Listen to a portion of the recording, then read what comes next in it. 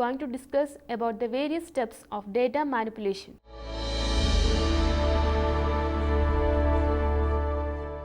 The main process of data manipulation involves three steps: fetching or retrieving the instruction in data from memory, decode it and then execute the instruction upon the data specified. To have a clear idea about the execution, the computational instructions must be closely examined. This module describes the arithmetic and logic instruction. In this module, a brief description on the communication of computer with peripheral devices is also given.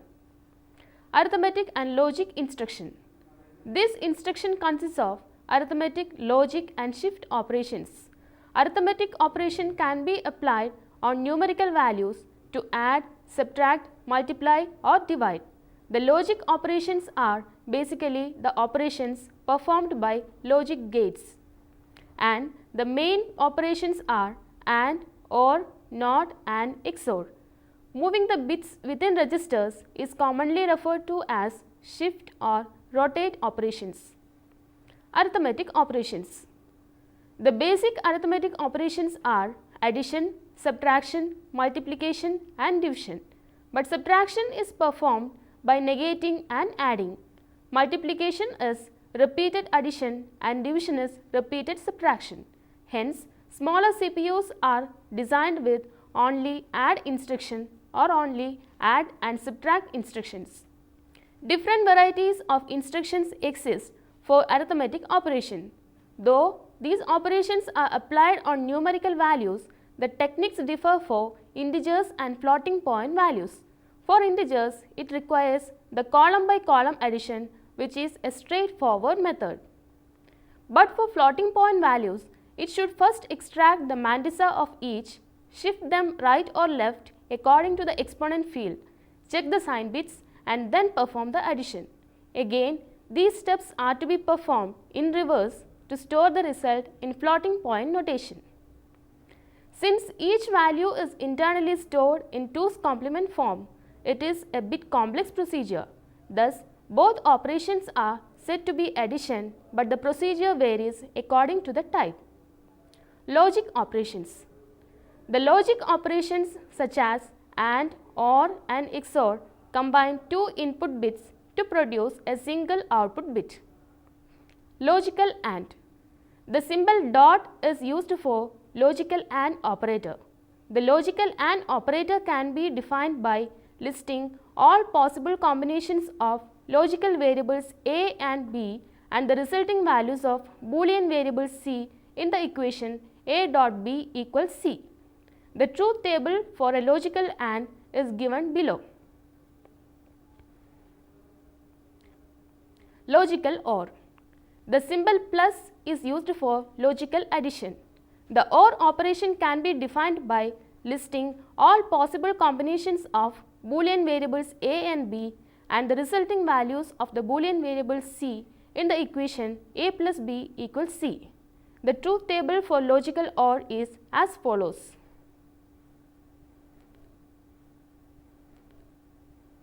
Logical XOR. The XOR or exclusive OR produces an output of 1 for odd numbers of 1's in the input. It is normally denoted by the symbol rounded plus. The truth table for the XOR operation is given below. These operations can be extended to operations that combine two strings of bits to produce a single output string by applying the basic operation to individual column bits. For example, by adding the bit patterns 1 0 0 1 0 1 1 0 and 1 0 0 0 1 1 0 0 results in 1 0 0 1 0 1 1 0 and 1 0 0 0 1 1 0 0 results in 1 0 0 0 0 1 0 0. The OR operation and XOR operation can be performed on two strings of bits in the same manner. 1 0 0 1 0 1 1 0 or 1 0 0 0 1 1 0 0 results 1 0 0 0 0 1 0 0 and 1 0 0 1 0 1 1 0 XOR 1 0 0 0 1 1 0 0 results 0 0 0 1 1 0 1 0. An important use of the AND operation is for placing zeros in one part of a bit pattern without disturbing the other part. For example, if the byte 1 1 1 1 0 0 0 0 is the first operand of an AND operation, without considering the contents of the second operand, we can conclude that the 4 most significant bits of the result will be a copy of the part of the second operand, and the 4 least significant bits of the result will be zeros.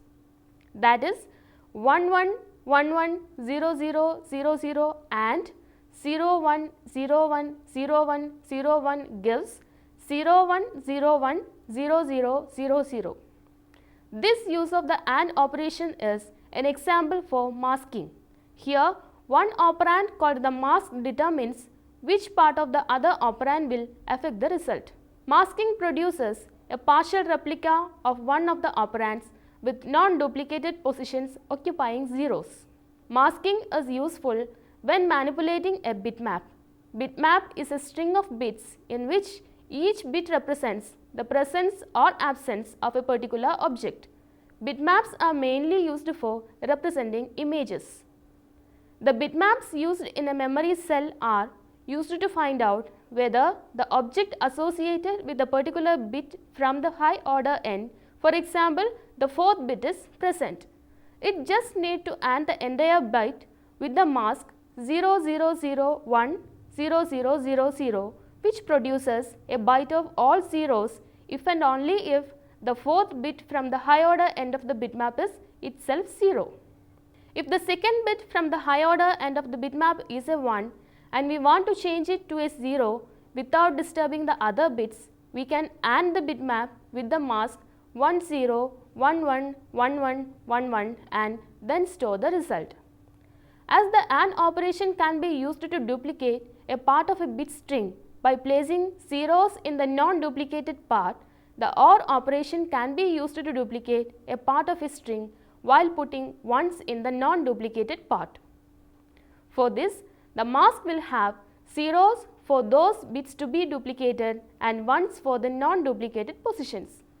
For example, ORing 1 1 1 1 0 0 0 0 produces ones in its most significant 4 bits, while the remaining bits have a copy of the least significant 4 bits of the other operand, that is 1 1 1 1 0 0 0 0 or 1 0 1 0 1 0 1 0 results 1 1 1 1 1 0 1 0.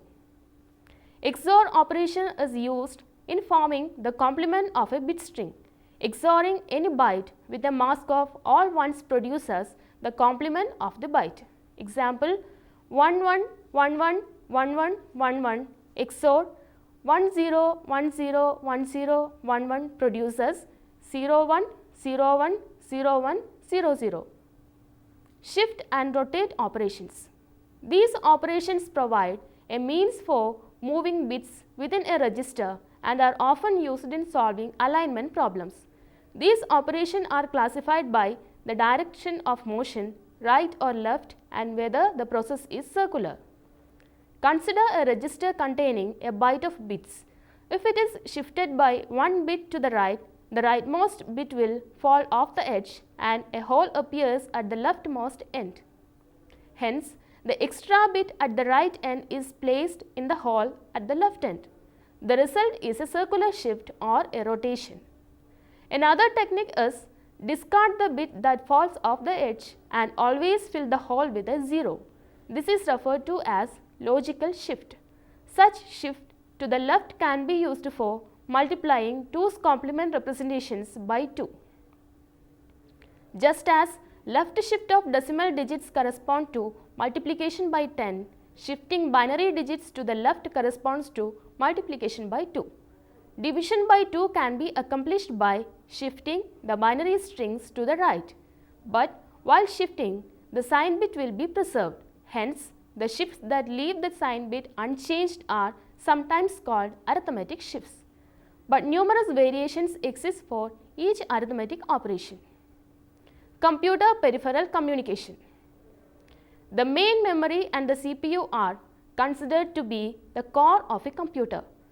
This core communicates with a wide variety of peripheral devices like mass storage systems, keyboards, mouse, printers, monitors, etc. and other computer. The peripherals connected to a computer need special communication links for interfacing them with the CPU because there exists difference between the CPU and the peripheral devices.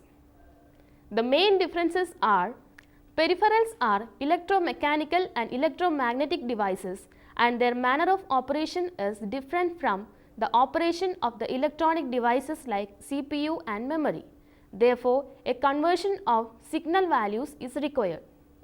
The data transfer rate of peripherals is usually slower than the transfer rate of the CPU and thus a synchronization mechanism may be needed. Data codes and formats in peripheral differ from the word format in the CPU and memory. The operating modes of peripherals are different from each other and each must be controlled so as not to disturb the operation of other peripherals connected to the CPU. To resolve these differences, computer systems include special hardware components between the CPU and peripherals to supervise and synchronize all input and output transfers. These components are called interface unit because they interface between the processor and the peripheral devices. Controller. Communication between a computer and other devices is handled through an intermediator called controller. The controller may consist of circuitry permanently mounted on the computer's motherboard, or it may be in the form of a circuit board that plugs into a slot on the motherboard. The controller connects through cables to peripheral devices or to some connector called ports. A controller translates messages and data back and forth between forms compatible with the internal characteristics of the computer and those of the peripheral device to which it is connected. Now, it has developed some standards such as USB and FireWire so that a single controller is able to handle a variety of devices rather than a different controller for each type of devices. Each controller communicates with the computer by means of the same bus that connects the computer CPU and main memory. With this arrangement, the CPU is able to communicate with the controller attached to the bus in the same way as with main memory. Direct memory access or DMA. The controller is attached to a computer's bus and it can carry out its communication with main memory during only those times when the CPU is not using the bus. This ability is a significant factor for the computer's performance and is called the direct memory access or DMA. By this, the CPU can execute a program while the controller transfers data between the disk and the main memory. Thus, the computer resources of the CPU are not wasted during data transfer, which is relatively a slow process. Handshaking. The transfer of data between two computer components is often a two-way dialogue known as handshaking. Here, the computer and the peripheral device exchange information about the device status and coordinate their activities. The status word is a bit pattern that is generated by the peripheral device and sent to the controller. The status word often reflects the conditions of the device. The status word is actually a bitmap and depending on the system, the controller responds to this status information itself or make it available to the CPU. Hence, the status word provides a mechanism to coordinate the communication with the peripheral devices. Modes of communication. Communication between computing devices is handled over two types of path, with parallel and serial. These refer to the manner in which signals are transferred from one to the other. In parallel communication, several signals are transferred at the same time using separate lines. Parallel communication is useful of transferring data rapidly but requires a relatively complex communication path. Data transfer through computer's internal bus is an example for this type of communication. Serial communication is the other type of data transfer which is based on transferring signals one after the other over a single line. Serial communication is popular because the data path is simpler than parallel communication. USB, Firewire and Ethernet connections by wire or radio broadcast are popular for serial communication system for shorter distances. For longer distances, traditional voice telephone lines are commonly used. The transfer of digital data over these lines is accomplished by first converting bit patterns into audible tones with the help of a modem, then serially transfers these tones over the telephone system and convert the tones back into bits by another modem. For high quality long distance communication, DSL or the digital subscriber line is the service provided by the telephone companies. DSL uses frequencies above the audible range to transfer digital data while leaving the lower frequency spectrum for voice communication. Other systems are cable television systems and satellite links through radio broadcast. Other architectures. There are some alternatives to the traditional machine architecture. Some of them are pipelining. Increasing only the execution speed may not improve a computer's performance. The actual goal is to improve the machine's throughput, which is the total amount of work the machine can accomplish in a given amount of time. Increasing throughput without an increase in execution speed involves pipelining. It is the technique of allowing the steps in the machine cycle to overlap. That is, while one instruction is being executed, the next instruction can be fetched, which means that more than one instruction can be in the pipe at any time, each at a different stage of being processed. As a result, the total throughput of the machine is increased even when the time required to fetch and execute each individual instruction remained the same. Modern machine designs use pipelining as capable of fetching several instructions at the same time and actually executing more than one instructions at a time. Multiprocessor machines. Pipelining can be viewed as a first approach toward parallel processing, but it actually needs more than one processing unit for actually need the performance of several activities at the same time. Today, a variety of computers are made using this idea. One technique is to attach several processing units, each as the CPU in a single processor machine, to the same main memory. Here, processor can proceed independently while coordinating their actions by leaving messages to one another in the shared memory cell. The traditional architecture is single instruction stream, single data stream or SISD architecture, in which a single processor executes a single instruction stream to operate on data stored in a single memory. There is an architecture called MIMD or multiple instruction stream, multiple data stream, in which when one processor is faced with a large task, it will store a program for part of that task in the common memory and then request another processor to execute it. Another multiprocessor architecture that link the processor together so that they execute the same sequence of instructions in unison, each with its own set of data. This is the single instruction stream, multiple data stream architecture. These are useful in applications in which same task must be applied to each set of similar items within a large block of data. Another approach to parallel processing is to construct large computers as combinations of smaller machines, each with its own memory and CPU. Within such an architecture, each of the small machines is arranged with its neighbor such that tasks assigned to the system can be divided among the individual machines. The original task can then be completed in much less time than would be required by a single processor machine. The manipulation of data involves different kinds of computational operations.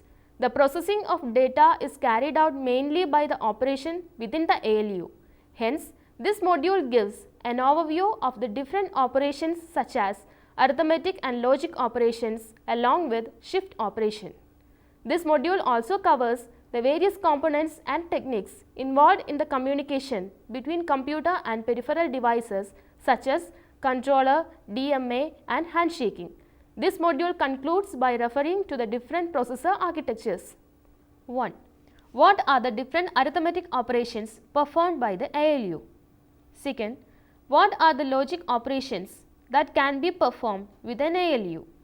Third, what are the importance of logical exclusive OR? Fourth, compare the rotate and shift operations. Fifth, what is the role of a controller in communication with peripheral devices? Next, compare between serial and parallel communications. 7. What is meant by pipelining? Hope you enjoy this session. See you next time. Until then, bye.